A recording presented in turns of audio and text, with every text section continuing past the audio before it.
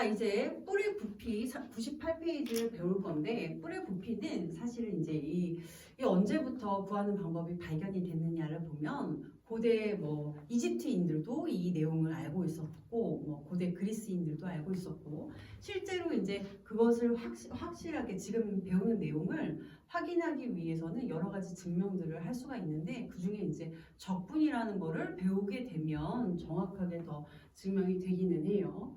어찌됐건 간에 뿔의 부피라는 건 뭐냐면 이런 거야.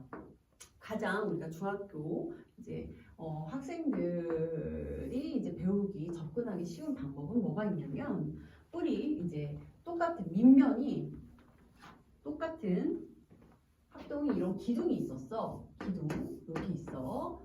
이 기둥이 있으면 여기에 이 부피는 우리가 구할 수가 있어. 그렇지? 근데 이걸 가지고 밑면이 똑같은 요런 똑같고 높이도 똑같은 요런, 그렇죠? 높이가 이렇게 똑같은 사각뿔이 있었어. 그럼 여기에다가 이제 가득히 물을 채웠더니, 부피를 가득히 채웠더니 이걸 한 번, 그다음 두 번, 세 번 부었더니 여기에 물을 가득 채워서 한 번, 그다음 두 번 이렇게, 그렇죠? 그래서 두 번, 세 번 부었더니 가득 차더래. 물론 이걸 증명이라고 하진 않지만 발견을 했으니까 이렇게 해서 이렇게 가득 찼더래. 그러니까 결국 뿔의 부피는 어떻게 된다고? 기둥 부피의 3분의 1이구나를 알 수가 있는 거야. 근데 여기 전제 조건은 뿔의 부피란 밑넓이가 같고 높이가 같은 뿔을 말하는 거죠. 그러니까 뿔에서 이 기둥의 부피를 구하는 것은, 기둥의 부피를 이용하여 뿔을 구하는 것은 이 밑넓이가 서로 같아야 되고 이 높이도 서로 같을 때 이것이 기둥의 3분의 1이 뿔의 부피였다, 이 얘기인 거야. 사각뿔만 그런 건 아니고 원뿔도 마찬가지예요. 자, 원뿔도 원기둥의, 그렇죠? 기둥의 3분의 1, 즉 뿔은 이렇게 생겼겠죠? 이렇게 생겼으면 이 기둥과 뿔의 부피 B는 기둥이 3이면 이 뿔은 1이었던 거야. 그래서 3분의, 이것도 똑같이 기둥 부피의 3분의 1이 됨을 알 수가 있다. 이것도 이제 물론 지금은 이제 이렇게 받아들이면 좋을 것 같고, 이렇게 해서 그 실험을 했던 걸로 받아들이고 나중에 이제 증명을 해볼 수 있어요. 자, 그러면 굉장히 쉽네. 우리는 뿔의 부피를 구하기 위해서는 기둥 부피만 구할 줄 알면 되는데, 기둥 부피는 앞에서 배웠던 것처럼 제일 쉬웠어. 밑넓이 곱하기 높이였거든. 그치? 밑넓이 곱하기 높이를 한 다음 그것의 3분의 1이 뭐다? 뿔의 부피더라. 그래서 뿔의 부피 그렇게 기억합니다. 어떻게 한다? 자, 보세요. 기둥 부피의 3분의 1입니다. 이렇게 됐죠? 자, 그럼 이제 뿔대의 부피라고 해서 좀 나와 있는데, 뿔대의 부피도 이제 너무너무 쉬워요. 왜냐? 자, 원뿔대, 각뿔대도 마찬가지고 원뿔대도 마찬가지야. 자, 뿔대를 보면 이렇게 뿔 하나에서 작은 뿔 하나를 이렇게 해서 뽑아서 내버린 게 바로 원뿔대의 부피였단 말이야. 그러니까 큰 뿔의 부피에서 작은 뿔의 부피를 빼겠습니다. 이렇게 생각하시면 되겠죠. 좋아요. 이제 예제 4번 문제 풀어보도록 하겠습니다. 어렵지 않아서 잘 할 수 있을 거예요. 예제 4번 보면, 자, 다음과 같은 뿔의 부피를 구하라 라고 했는데, 지금 이 뿔은 뭐라고? 사각뿔이에요. 그런데 밑넓이를 보니 여기는 5cm, 여기도 5cm고, 그쵸? 이제 높이를 구해야 되는데, 높이는 뭐라 나왔냐면 6cm라고 이렇게 해서 딱 수직 써있는 얘가 바로 높이죠. 그래서 6cm 이렇게 되는 거야. 그러면 부피는, 자, 뿔의 부피 뭘 구하는지 써주고, 부피는요, 밑넓이 5 곱하기 5에서 높이 6에다가 까먹지 마. 뭐라고? 뿔이잖아. 뿔이니까 3분의 1 이렇게 되는 거야. 자, 그럼 계산하시면 3, 2, 5, 20, 50이죠. 그래서 부피는 이렇게 세제곱 센티미터 이렇게 됩니다. 됐죠?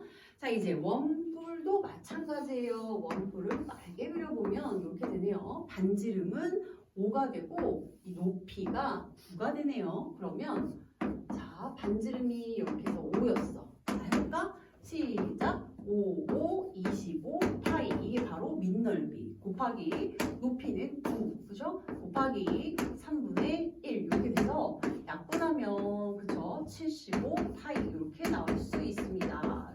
세제곱 센티미터. 왜 세제곱 센티미터야? 센티미터 3번 곱해서 세제곱 센티미터였던 거야. 이렇게 해서 75 파이 세제곱 센티미터 써주시면 되겠습니다. 자, 이제 99페이지하고 99페이지 예제 5번, 6번 한 번에 같이 해보도록 할게요. 자, 이제 예제 5번을 보니 어떻게 됐어? 예제 5번은 원뿔대다. 그치? 그러면 이 원뿔대를 볼 때 이렇게 보는 거야. 밑넓이. 자, 보세요. 자, 예제 5번 보니까 자, 원뿔대면 큰 원뿔에서 그치? 이 작은 원뿔을 뺄 거야. 이런 생각을 가지시면 되겠죠. 자, 그럼 큰 원뿔의 밑넓이가 여기가 9죠. 그죠? 그 다음 90도 이렇게 된 거야. 그다음 작은 원뿔의 그렇죠. 반지름 밑넓이의 반지름이 9고 얘도 반지름이 몇이었냐면 3이었어. 그런데 이제 높이가 필요하죠. 여기 높이는 결국 몇이었냐면 4, 그 다음 8이래요. 여기가 4고 여기서부터 여기까지가 8인 거야. 그러면 큰 뿔의 부피를 구할게요. 뿔대의 부피. 부피는 계획을 세우면 이런 식이야.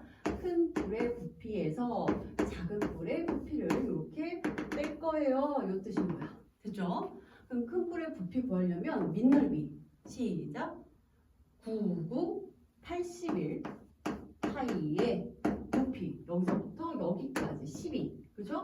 곱하기 3분의 1 이렇게 됐죠? 자, 마이너스 자 얘는 339파이 곱하기 높이 4 곱하기 몇 분의 몇? 그렇죠. 3분의 1 이렇게 되더라 이 얘기인 거야. 자, 그랬더니 여기가 31, 34 그래서 84, 32에 4, 324파이에서 빼기 이렇게 1, 여기가 3, 4, 3, 12파이 이렇게 되더라 이 얘기인 거야. 여기까지 됐죠? 자, 계산하면 324파이에서 12파이 빼니까 312파이 그 다음 세제곱 센티미터 정리해 주시면 되겠습니다. 그쵸? 그래서 이게 뿔의 부피가 어떻게 했다고? 뿔대는 뿔의 부피에서 작은 뿔 부피를 빼버리면 된다. 앞에서도 설명했던 내용이니 충분히 잘 할 수 있을 것 같습니다. 자, 어려우면 또 다시 선생님께 질문하도록 하세요.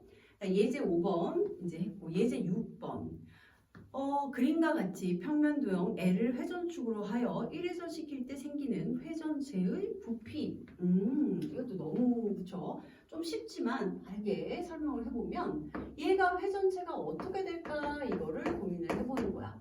이 회전체는 그렇죠? 이렇게 삼각형을 360도 회전을 시켰으니까 이렇게 나오겠죠? 이런 식으로 홀로 나오네요. 이걸 알고 있니? 라고 물어보는 거야. 그래서 6 반지름은 6이고요. 높이는 이렇게 해서 11이었습니다. 계산하면 6, 6에 36 파이 곱하기 11 곱하기 몇 분이면? 그렇죠.